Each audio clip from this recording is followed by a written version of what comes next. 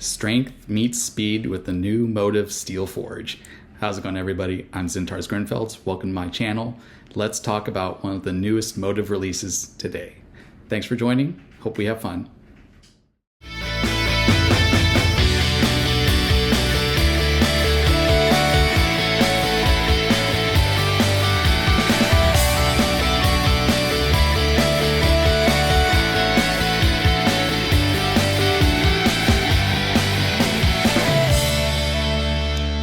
Hey friends, how's it going? So, bit of housekeeping before we dive into the Steel Forge. It's been a while since I've done something like this.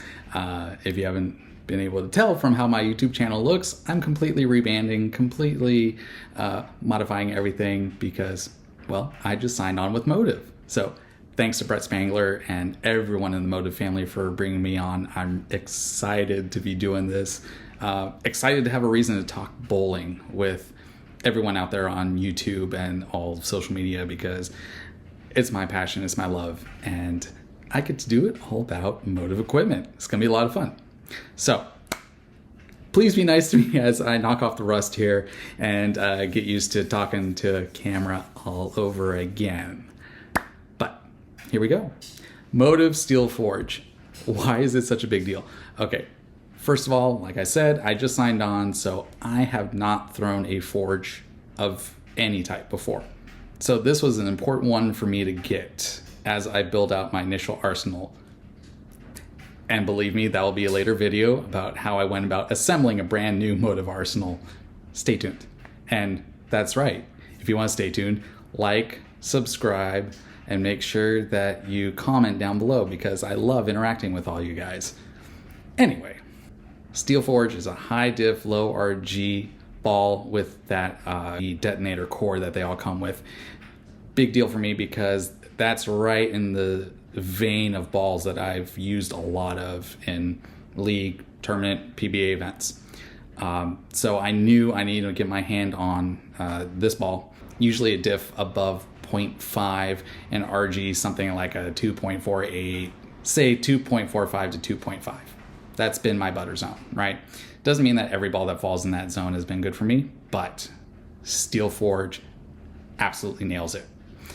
This is the pearl ball that I need, the pearl symmetric that I need to really start out with in tournaments. I would say just after I work it in with a benchmark ball, but then when I need that length and reaction, absolutely it. I fell in love with this just after, I don't know, 4 or 5 shots. And believe me, it's going to be great that I could show you just how awesome it is because all the practice footage that I got was at a regional.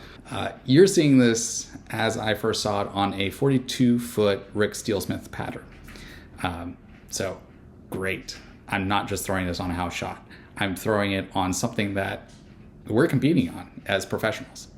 Something I need to mention real quick, the cover stock. Propulsion MXV Pearl.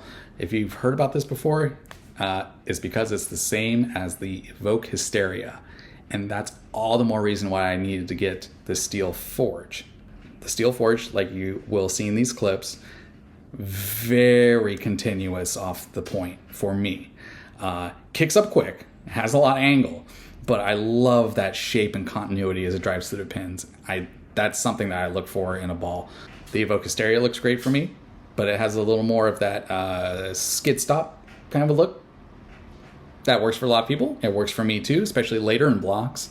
But earlier on, I want something more continuous. That way I can really see what's happening on the lane as well. It gives me more information, I feel. So between the two, and especially since they have the same cover stock, you're getting a great 1-2 punch. All right, let's start looking at the Steel Forge. All right, first shot out the gate, bang. Felt great, looked great. I could definitely tell you that it was a little bit further in than I wanted. But like I said, first shot, I don't know how far out I can get it. Gave myself a little more space on shot number 2 there, and then shot number 3, right in the same spot. Not too bad. See, I'm loving the motion. That's what I'm talking about.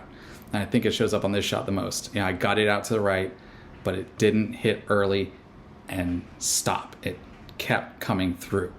I've seen balls at times where, you know, they get out early. Once they've expended that energy, made that turn, they just don't have the energy to come back through the pins. And that's where you can run into a lot of trouble. All right, so let's bring it back here. Another shot, brought that one in a little bit. Ball skid right through. Didn't read too much in the back. Ooh. Great 10 pin, dude. All me. I got it out to the right. That's after I'd moved in. So now we're really asking the ball to come back. Picking it back up after a slam 10 pin. I've moved in, given it more space. Great. See, I know I just said it. I'm going to say it again. You see what kind of space I have with the ball, but just how predictably strong it is in the back. It's not doing somersaults. It's getting up and going. And I know what it's going to do when it gets to the point. That's a huge advantage to someone like me who bowls, and in this case, this wasn't a PBA event, someone who bowls on the tougher stuff. I need something that could be strong and predictable, right? Yes, there are balls out in the market that can flip up the minute they hit the dry and it goes dead left and all that stuff. But I want to be able to see what the ball does. I have a lot of tricks in my bag about where my hand position is, my wrist position. I can back off of my rev rate so that way I can control what the ball is doing. But in this case with the Steel Forge, I was cruising. Basically everything between hand position, wrist position, rev rate, all that stuff was just my typical comfort zone. Now I admit in this case, there was some bowler operator error too. You saw I was a little wild at the break point. And in the last couple of shots, I know I was kind of searching where I wanted to stand somewhere. If I remember correctly, it was about 28-30. I was kind of fishing between the two to try and get absolutely dead flush in the pocket and get max pin reaction. But it didn't matter. That ball's energy was driving all the way through, which is, again, I've said multiple times, that's huge. All the more reason why I love this ball and why it's sticking in the tournament bag. And if you want to see which balls are in the tournament bag, that's a playlist that I have too. It's probably one of the more important ones I'm going to have. These are the ones that I would recommend if anyone asks me about them. Again, everybody, thanks so much for tuning in. I really appreciate it. And I'd really, really appreciate it if you like and subscribe to the channel. Drop a comment so we can talk about this amazing freaking ball that I'm really already considering getting a second of, because again, it falls right in the range that works very well for me. I know not every bowler is the same, but if you're kind of that medium speed, high rev rate person that I am, let's talk about it, because this ball is pretty awesome, like I said. So thanks guys, tune in again. We'll talk later. Bye.